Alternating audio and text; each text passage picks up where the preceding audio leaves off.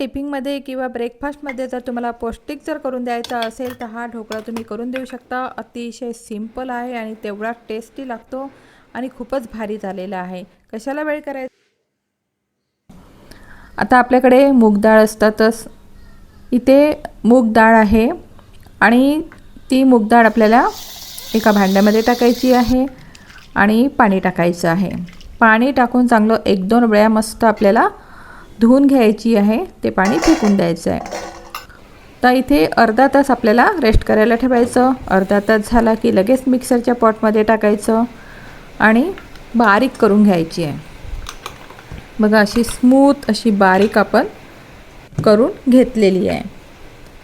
अर्धा वाटी आपल्याला बारीक रवा वापरायचा आहे। रवा टाकल्यानंतर चांगलं मिक्स करून घ्यायचं आहे। मिक्स झाल्यानंतर अर्धी वाटी त्यामध्ये दही टाकायचं आहे। दही टाकल्यावर मिक्स करायचं, 10 मिनिटं रेस्ट करायला ठेवायचं, कारण आपण त्यामध्ये रवा टाकलेला आहे।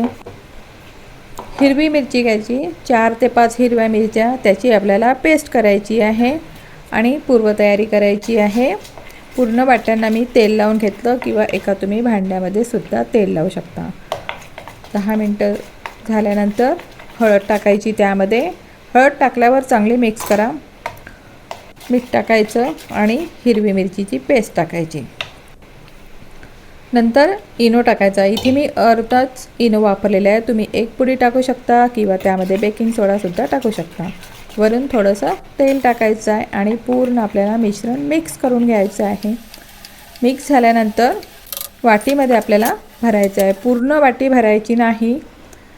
नंतर 2 कढईमध्ये मी पाणी गरम करून घ्यायचं, त्यामध्ये आपल्याला 7 ते 8 मिनिट हा ढोकळा चांगल्या मोठ्या गॅसवर होऊ द्यायचा आहे। ढोकळा आपल्याला चेक करून बघायचा, नाही झाला तर परत ठेवू शकता।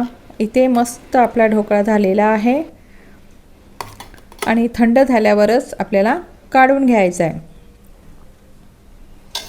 वाटीतला सुद्धा काढून घ्यायचा आहे। बघा इतका सुंदर आणि छान, याची टेस्ट सुद्धा अगदी वेगळी लागते। तेल घ्यायचं, त्यामध्ये आपल्याला मोहरी टाकायची आणि थोडीशी कढीपत्त्याची पानं टाकायची आहे। ही झाली आपली कडक मस्त अशी फोडणी आणि ही फोडणी आपल्याला त्या ढोकळ्यावर टाकायची आहे।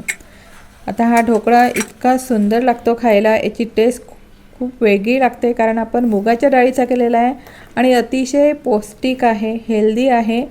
तुम्ही मुलांच्या टिफिनच्या डब्यामध्ये करून देऊ शकता। मुलं कसे रोज रोज भाजीपोळी न्यायला कंटाळतात, असा जर करून दिला ना मुलांना, तर मुलांना आवडतो आणि मुलं फिनिश करून येतील। कसा वाटतं व्हिडिओ, लाईक करा, शेअर करा।